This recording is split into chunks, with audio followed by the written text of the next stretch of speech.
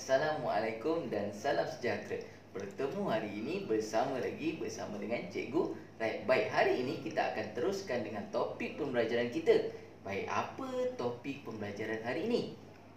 Sebelum ini kita dah belajar topik-topik yang lalu. Hari ini kita akan teruskan dengan topik pembelajaran yang baru, iaitu topik membina ayat. Baik, apabila membina ayat, dia ada membina ayat tunggal ataupun membina ayat majmuk. Baik, hari ini bersama Cikgu Red kita akan teruskan topik hari ini, membina ayat menggunakan kata hubung. Baik, apa seterusnya secara tidak langsung ia akan kita sama-sama mengajar ataupun belajar membina ayat majmuk. Baik, apa dia? Kita akan menulis ataupun membina ayat. Hari ini kita akan menulis ataupun membina ayat majmuk. Ayat dia ada ayat tunggal juga ayat majmuk.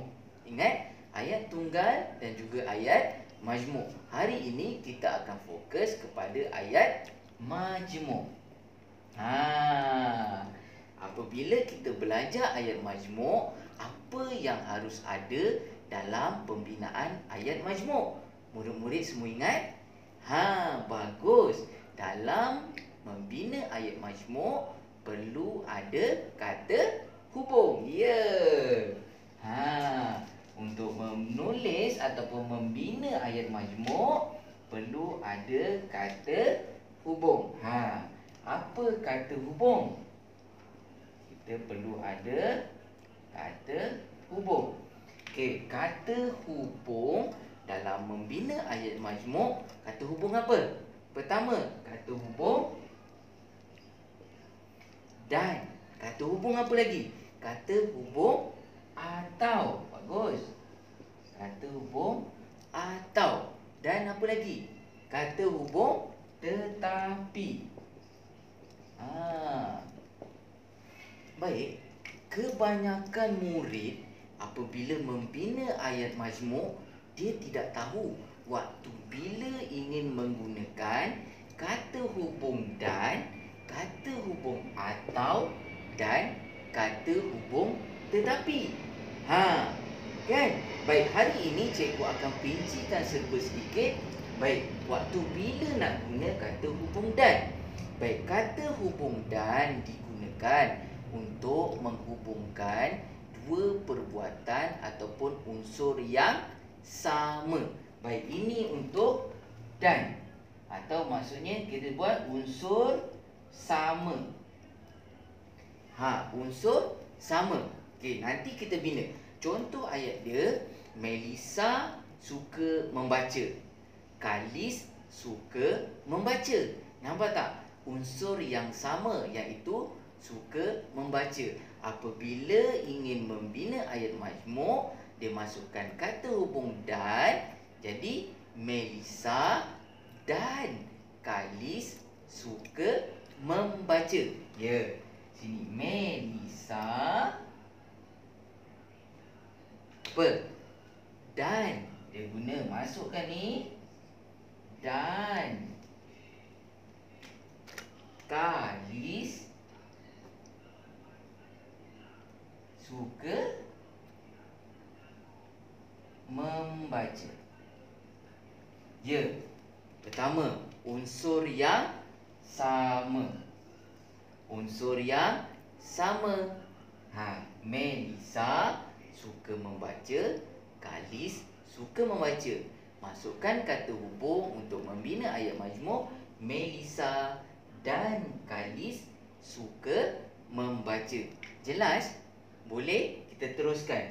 Waktu bila ingin menggunakan kata hubung atau. Baik, atau digunakan untuk membuat pilihan. Untuk membuat pilihan. Membuat pilihan. Okey, contoh pilihan. Rajif suka menulis. Sofia suka memasak. Lihat, menulis, memasak, apa? Rajif, Sofia. Ataupun kita gunakan seorang tetapi dia ada pilihan. Contoh, Razif suka memasak, Razif suka membaca.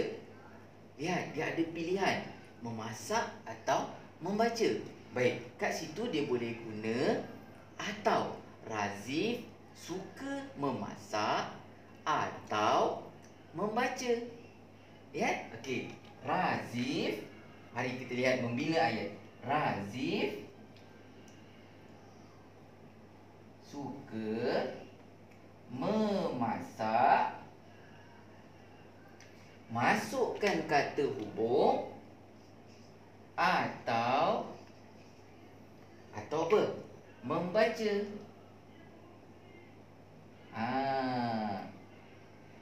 Ingat, apabila menggunakan kata hubung atau ada pilihan, dia perlu ada simbol tanda tanya. Ni dia. Simbol. Jadi dia bertanya, perlu ada suka memasak atau membaca. Okey, itu untuk atau. Baik, seterusnya kita ada lagi tetapi. Waktu bila murid-murid boleh gunakan kata hubung tetapi dalam membina ayat majmuk. Apa kegunaan tetapi? Masih ingat? Baik, tetapi digunakan untuk menggabungkan ayat dengan ayat yang lain ataupun berlainan ataupun berlawanan maksud. Faham tak? Maksudnya dia ada dua. Tetapi contohnya, Ros ingin berjoging tetapi hujan. Lihat, dia ada dua ayat yang lain, yang berlainan. Pertama jogging, yang kedua hujan. Hari hujan. Pertama, Ros ingin pergi jogging. Kedua, hari hujan. Ingat, dua ayat tunggal yang berlainan. Dekat situ boleh kita masukkan kata hubung tetapi. Ya, kat sini. Okey, kata hubung tetapi maksudnya dua perbuatan ataupun perkara yang berbeza. Okey, perkara yang berbeza. Lihat, perkara yang berbeza. Pertama, okey, kita buat tadi siapa? Ros. Ros ingin berjoging. Okey, tetapi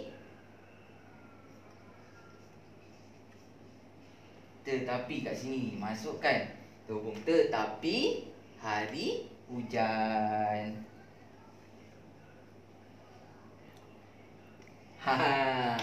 Boleh? Boleh?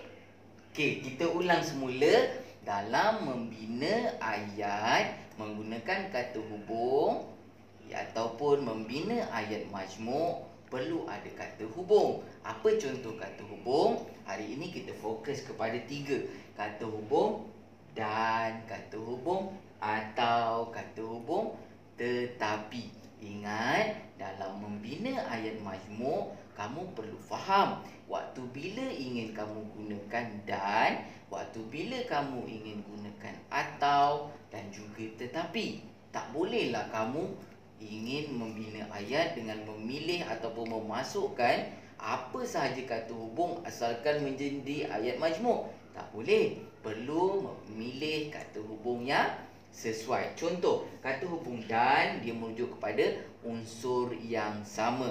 Contoh, Melissa suka membaca, Kalis suka membaca. Apabila membina ayat majmuk, perlu dia jadi Melissa dan Kalis suka membaca. Lihat, di situ ada unsur yang sama. Seterusnya, atau. Waktu bila kamu boleh gunakan atau? Atau ialah untuk menunjukkan pilihan. Okey, menunjukkan pilihan. Contoh, Kalis suka membaca. Kalis suka ataupun Kalis suka membaca. Kalis suka memasak. Jadi pilihan dia apa? Kalau di sini dia buat apa? Razif suka memasak, Razif suka membaca. Bila membina ayat majmuk, Razif suka memasak atau membaca. Okey, di situ ada pilihan. Pilih salah satu, memasak atau membaca.